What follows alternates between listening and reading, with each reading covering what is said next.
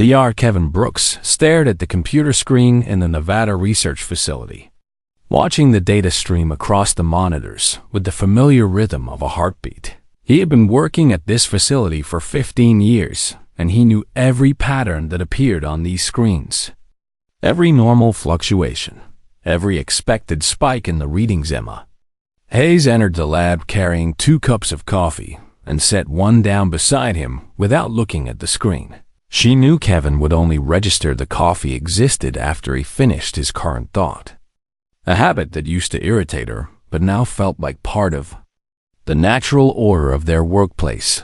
The power fluctuation happened at 3 in the morning. Emma was checking the backup generators when the lights dimmed for exactly 4 seconds, an anomaly in a system that never produced anomalies. She made a note of it in the log and continued her rounds.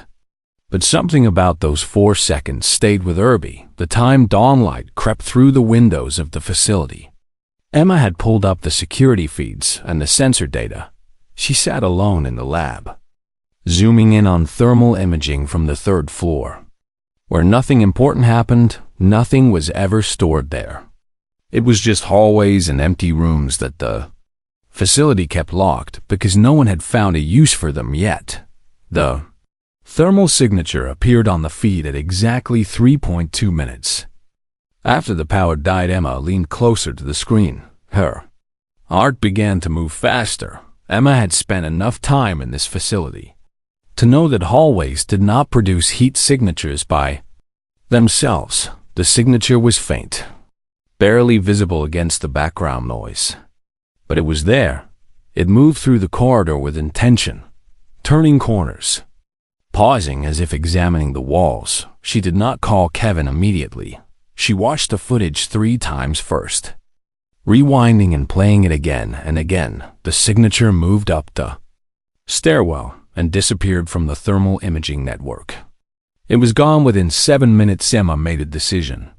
Then she would show Kevin and let him tell her she was seeing patterns in random noise or equipment error. But she knew she was not. She had always known when something was truly wrong. Kevin examined the footage with the kind of attention he gave to everything that demanded serious thought. His fingers traced the path on the screen, following the heat signature through the corridors. You could be right, he said finally, or this could be a sensor malfunction. We have had that before. Emma did not argue. She simply looked at him in the way that meant she was sure this expression had proven reliable in their work together. They called Colonel Chris Patterson at 8 in the morning. Patterson had been their military liaison for 3 years, a man who understood the difference between real threats and false alarms. He listened to their explanation without interruption while he drank bad coffee from the facility cafeteria. I will need to see the raw data, Patterson said when they finished. He was not skeptical or dismissive, which somehow made it worse. He was treating it as real. He was treating it as something that needed official response by noon. The facility had been secured in a way that Emma and Kevin had never seen before. Soldiers stood at every entrance. Physical security was increased while remaining invisible to anyone who did not know what to look for. Patterson set up a command center in an empty conference room and began reviewing every security system, every sensor, every camera feed from the past 6 months. They know something is here, Emma said to Kevin while they watched from the observation window. Her voice was quiet because everything felt like it should be quiet now, as if the building itself was holding its breath. Kevin did not respond immediately. Then he said, "They know something was here at 3 in the morning. Something that produces heat was moving through a building that should have been empty. Something broke the rules of what should happen in this facility. And now we know that too." The night arrived again. The second night after the discovery, when 3 in the morning came. Everyone in the facility was awake. Patterson had set up monitoring stations on every floor. They watched every screen, waited every second, prepared for something that might not come again at 3.3 minutes. The thermal signature appeared once more. This time, it was slower, more deliberate in its movement. It moved through the secure areas, past the locked doors that it seemed to have no trouble accessing. It paused in the hallway for longer periods, as if it was aware of being observed. The presence, whatever it was responding to their presence. Emma watched the screen and felt a strange mixture of terror and wonder. She was looking at proof that they were not alone in the universe, that something other than human existed, that it could move through solid walls, that it had somehow hidden itself from the most advanced detection systems in the world. Patterson spoke quietly into his radio, calling in higher commands, authorizing increased lockdown procedures. A perimeter expanded around the building, and beyond, military units took positions that suggested they were preparing to contain or capture something. The signature suddenly stopped moving. It hung in one location, the north corner of the third floor in the section. Kevin and Emma had never fully explored. Patterson looked at the two scientists and said, "The base is now in full security. Lockdown, nothing gets in or out without my authorization, whatever it is. It knows we are here now. It knows we are looking." Emma turned to Kevin. Their eyes met in the reflection of the screen. She could see her own face superimposed over the ghostly heat signature in the thermal imaging. "They have no idea what they have done," Kevin whispered to her, speaking so quietly that only Emma could hear. "If something came here unseen for this long, if something could hide from us this completely, then we are not dealing with what we thought we were." Night deepened around them, and the facility held its breath. Soldiers stayed alert. Machines stayed running, and the thermal signature stayed frozen in that one location on the third floor, waiting like a predator caught in a trap, or perhaps like a traveler who had finally been seen for the first time. The age of invisibility was ending. The age of contact was beginning. The facility had been transformed into a negotiation center. General Paul Torres arrived from command with authorization to speak for the United States government. He was a man who had spent his entire career preparing for moments that most people hoped would never come. This was the moment. The probe was moved to a containment chamber that was sealed and surrounded by monitoring equipment. The aliens had not attempted to escape again after the initial effort. They seemed to have accepted their situation, and now they were waiting. Commander Jake Mitchell was the name they gave for themselves. Or, at least that was what the translation software produced when it tried to interpret their designation. "We have been observing your world for 73 Earth years." The transmission came through the speakers in automated human speech. The translation was rough, but the meaning was clear. The probe had been here for a long time, watching everything. Kevin sat in the analysis room with Dr. Rodriguez and Emma, while General Torres spoke through the communication system. "Tell us your purpose." Here, the general was direct. He did not waste words on pleasantries or games. "We are data collectors for the Galactic Archive." The response came. "We catalog all intelligent species in this sector. We record their development, their capabilities, their potential for expansion or destruction. We have found 32 intelligent species in this region, and all of them have been classified and logged." Emma felt something shift in her chest. 32 other intelligent species meant humanity was not the first. It meant there was an entire universe of other minds and thoughts and ways of being. It was wonderful and terrifying. At the same time, what is your classification of humanity? General Torres asked carefully. "We classified your species as pre-spacefaring, with limited technological advancement, but notable adaptability. We estimated that your species would require a minimum of 200 Earth years before achieving interstellar capability based on current trajectory. We found you remarkable only in how quickly you destroy your own resources and remain strangely passive in the face of self-inflicted extinction." The room fell silent. Lisa looked at Kevin, and Kevin looked at Emma. Understanding moved through them. The aliens had watched for 73 years and had completely missed what made humanity actually powerful. Emma stood up and walked to the communication panel. General Torres looked at her with an expression that suggested she should sit back down, but he did not stop her. She leaned toward the speaker and asked the question that needed to be asked. What if you measured the wrong things? Explain. The alien response came. Kevin moved to stand beside Emma. Understanding bloomed between them. They had both felt this emerging. You measured our buildings and our weapons and our wars. Emma said your instruments looked for technological advancement and military capacity, but you never looked for why we do what we do. You never measured how many times we have faced complete destruction and survived. You never measured how many people have chosen to protect someone else instead of saving themselves. You never measured our ability to change our minds, to cooperate with total strangers, to imagine better futures, and then actually build them. The aliens did not respond immediately. The silence stretched across the facility. I propose something different, Kevin said. He had the voice now of someone who had thought something through completely. I propose you observe humanity as we actually are, not as your instruments suggest we are. Watch how we solve problems that should be unsolvable. Watch how we overcome limitations. Watch how we choose to care for things other than ourselves. General Torres understood what Kevin was doing. He was offering the aliens a different perspective. He was asking them to reconsider. Very well. We will continue observation under new parameters. Commander Jake Mitchell responded. What followed was strange and unprecedented. Humans and aliens worked together in a collaborative effort to understand humanity. The scientists shared human history with the probe.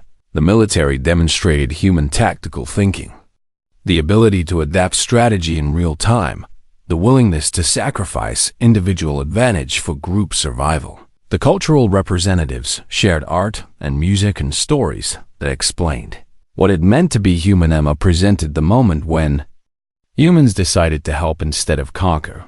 She showed documentation of people giving their own resources to strangers. They watched recordings of rescue workers running into burning buildings to save others. The aliens observed humans protecting children who were not their own, caring for the elderly, teaching those who could not teach themselves. Over days and then weeks, the probe's assessment changed. We begin to understand. Your species is dangerous, not because of what you build, but because of what you choose, the pattern you call conscience appears to drive your behavior in ways that are not optimal for survival, but that work anyway. Dr. Rodriguez leaned back in her chair, satisfied. This was what she had expected. Understanding was not built on technology or weapons.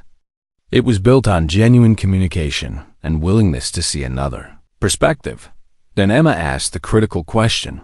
What brought you here now after 73 years of observation? Why make contact? Commander Jake Mitchell's response came slower than before, as if the alien was considering how to explain something complex. There are other species moving through this sector of space, the ones we call the harvest. They consume resources without regard for preservation. They eliminate competing intelligence. They will reach your system within 136 of your days.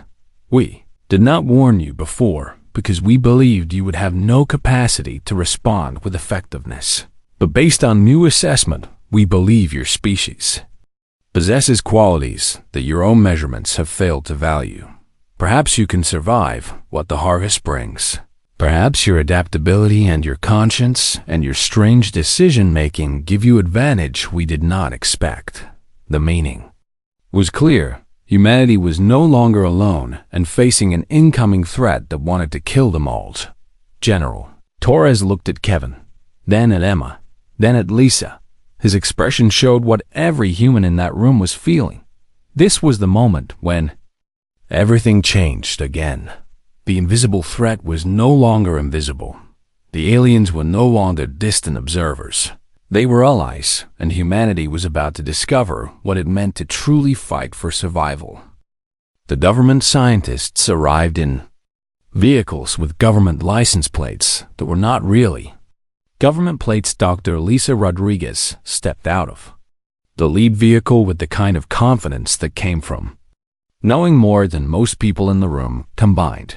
She had spent 20 years working on theoretical physics and impossible problems, which made her perfect for a situation like this. You have something that moves through walls and makes thermal signatures, Lisa said while walking through the facility without waiting for a full briefing. She did not ask questions first. She made statements and listened to answers after, and you have no idea what it is or where it came from. Explain the timeline again while Lisa examined it. Thermal imaging footage. Her eyes did not move from the screen. The signature repeated the same path again and again, as if following a programmed route. Then suddenly it stopped following the pattern and did something different. There, Lisa said, pointing at a sequence where the signature paused longer than usual at a sealed door. That is not random. That is investigation. That is intelligence. Looking at something, it wants to understand what is behind that door. Kevin unlocked the sealed door remotely, and they moved through the corridors. With careful steps, soldiers maintained position while the scientists searched the room. Behind the sealed door was empty, except for one thing. A section of wall that appeared normal, but Lisa immediately knew was different. She ran her hand across the surface and felt nothing unusual, but she knew that absence of feeling was itself the answer. Something was cloaking itself. Something was making itself invisible, not just to their eyes, but to their instruments. Emma suddenly spoke with certainty. We need to disrupt the cloaking field. She was thinking like a scientist now, moving past fear into the realm of problems that could be solved. We could use broadband electromagnetic pulses to overwhelm the cloaking mechanism. If it works on the same principles as human technology, it would need to recalibrate, and that would give us a brief window. Lisa nodded while Kevin looked skeptical.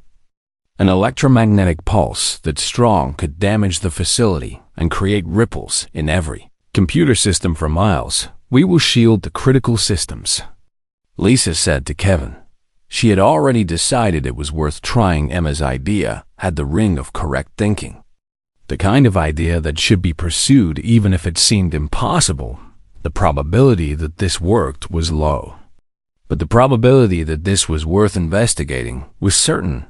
They worked through the day and into the night, building the equipment, calculating the exact frequencies, planning for every variable they could think of. Carl Patterson watched the operation with the understanding that this was beyond military response. Now this was science pushing into unknown territory, and all the soldiers could do was ensure it happened without external interruption. At 2 a.m, they were ready. The electromagnetic pulse device looked like it was constructed from spare parts and desperation. Lisa connected the final cables while Emma checked the calculations. Lisa was calm in the way that experts were calm when they were about to attempt something that might fail or might reveal something significant. Everyone moved to the containment zone. Patterson ordered through the radio system, all non-essential personnel away from the target area. They activated the device and watched as pure electromagnetic energy flooded through the building. The lights flickered, the computers rebooted, the thermal imaging went crazy with sensor noise and confusion. Then the noise cleared, and what they saw made everyone stop breathing. The signature was not just on thermal imaging anymore. It appeared on every sensor simultaneously, every imaging system, every electromagnetic detector. Every method of sensing the world now perceived the object that had been hidden. They saw it, really saw it. For the first time in what might have been decades, it was not just one signature. It was multiple signatures forming a cohesive shape, a probe, clearly made of materials that reflected no light and produced almost no heat. Signature under normal conditions. Something built to be invisible, to be a ghost in the room. To observe without being observed, the probe moved suddenly. It began moving faster than it had moved before, traveling through the building with urgent speed toward the upper levels. It was not following its careful programmed route anymore. It was running, trying to escape, trying to reach something. The military moved. The soldiers blocked corridors and controlled access points. The probe could not leave the building because the building was now a cage. It had been free to move invisibly for days, and now, suddenly, it was trapped. The cloaking device was failing from the electromagnetic disruption, and without invisibility, the probe was defenseless. A sound emerged from the probe, a sound that was not a mechanical sound, but a communication sound. Complex frequencies that no human voice could produce reached through the speakers. Dr. Rodriguez looked at Kevin and he looked back at her, and Emma understood what they both understood. Something was trying to talk to them. Kevin activated the communication system with Patterson approval.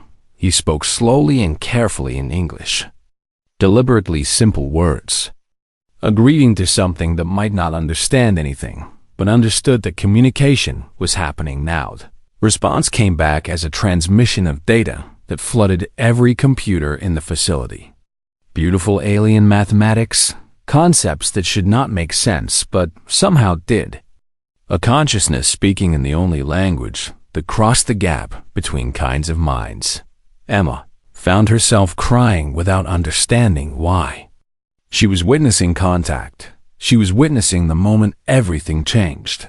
The age of ignorance was ending. The age of understanding, terrifying and wonderful and transformative, was beginning. The probe was caged. The aliens knew they were detected. The humans knew they had visitors. Something invisible had been seen at last.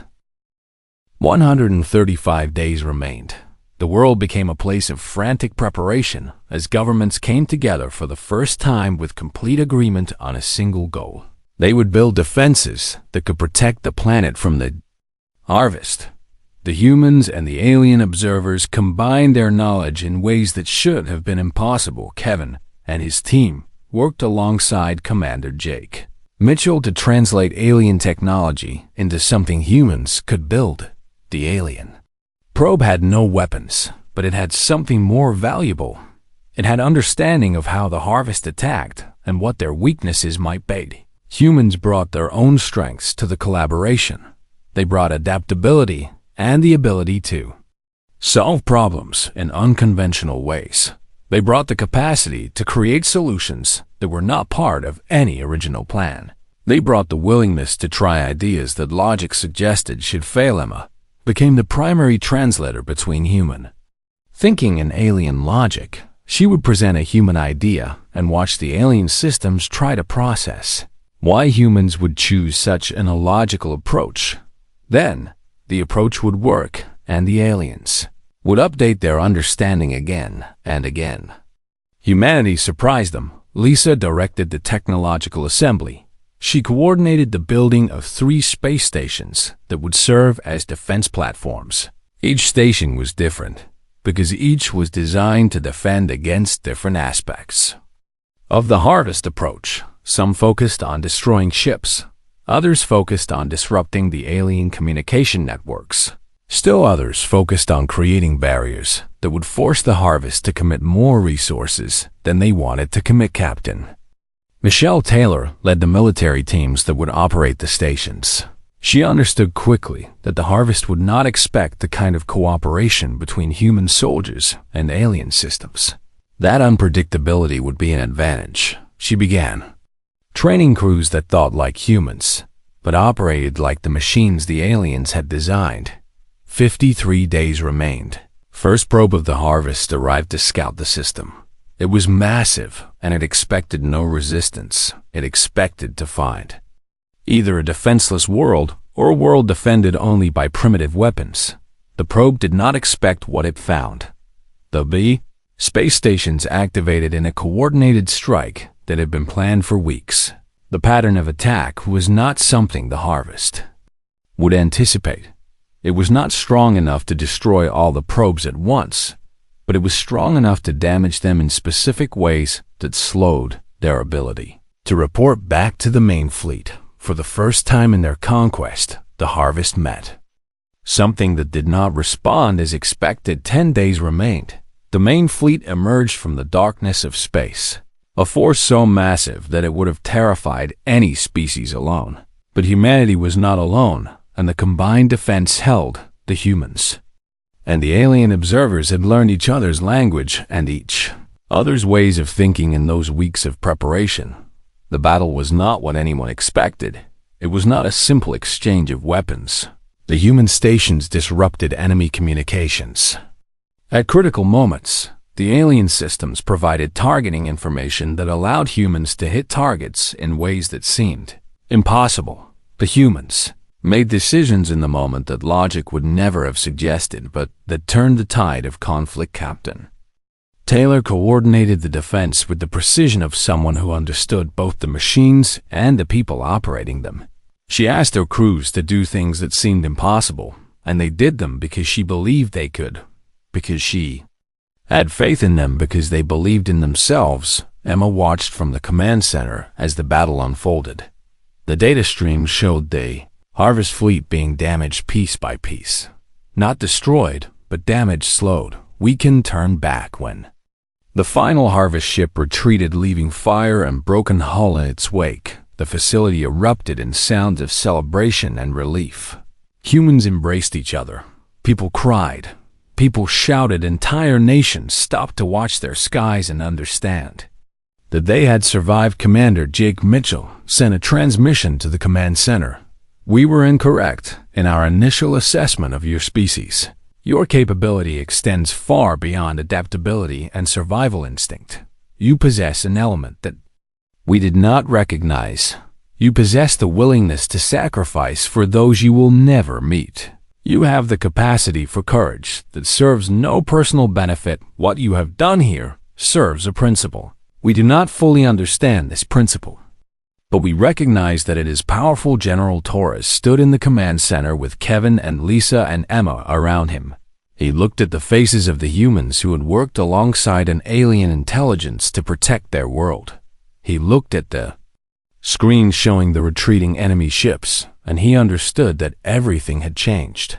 You are welcome among the stars now. Commander Jake Mitchell transmitted, we will tell the Galactic Archive that humanity is far more than we understood. We will tell them that your species should be classified not as pre-spacefaring, but as a species worthy of respect and alliance. We will tell them what you chose to do, even when faced with absolute danger. Emma felt something shift in her again.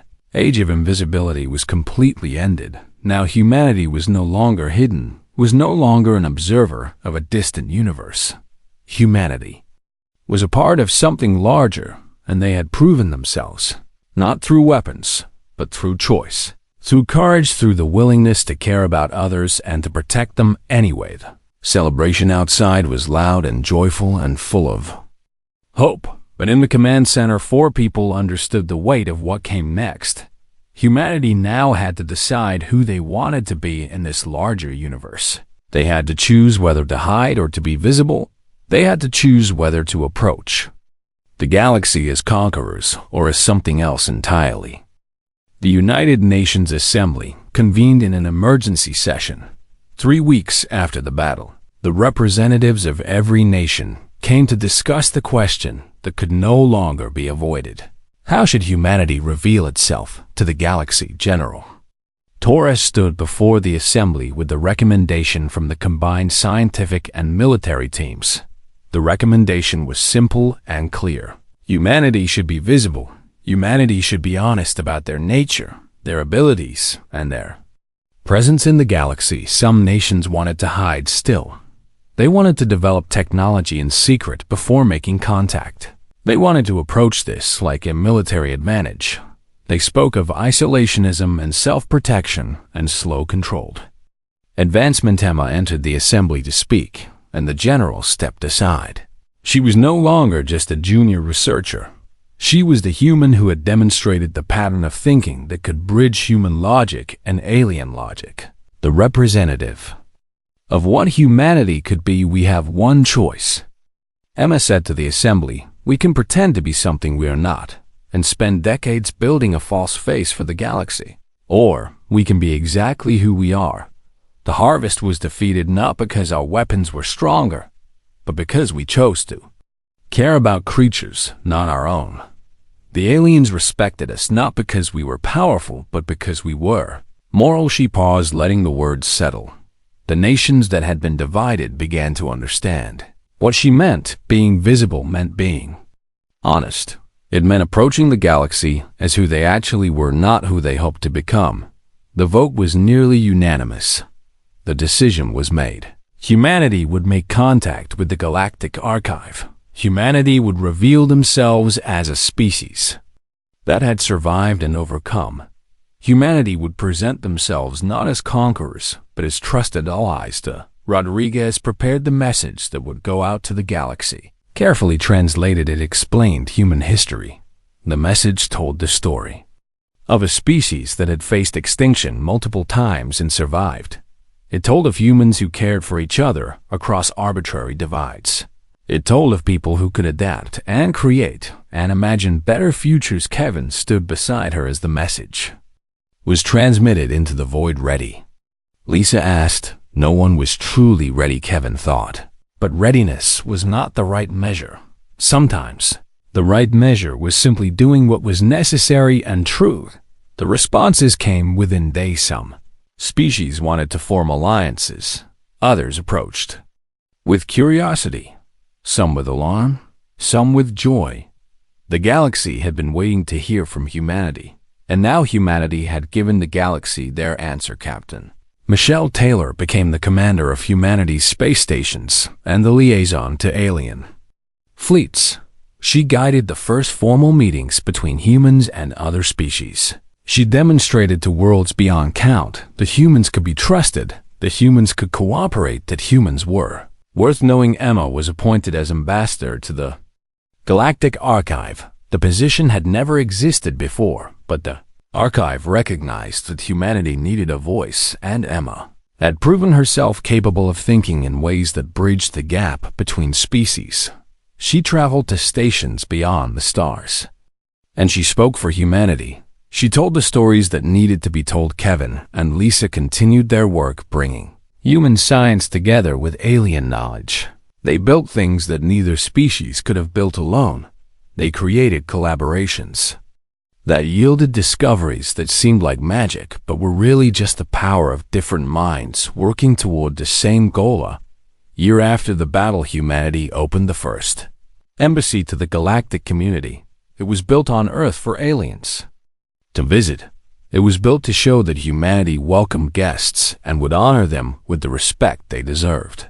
The embassy became a place where young humans could learn about the galaxy, while young aliens could learn what it meant to be human. Children attended schools where they learned about the stars and the neighbors living in those stars. They learned about physics from human teachers and about ethics from alien visitors who had traveled across light years to share knowledge.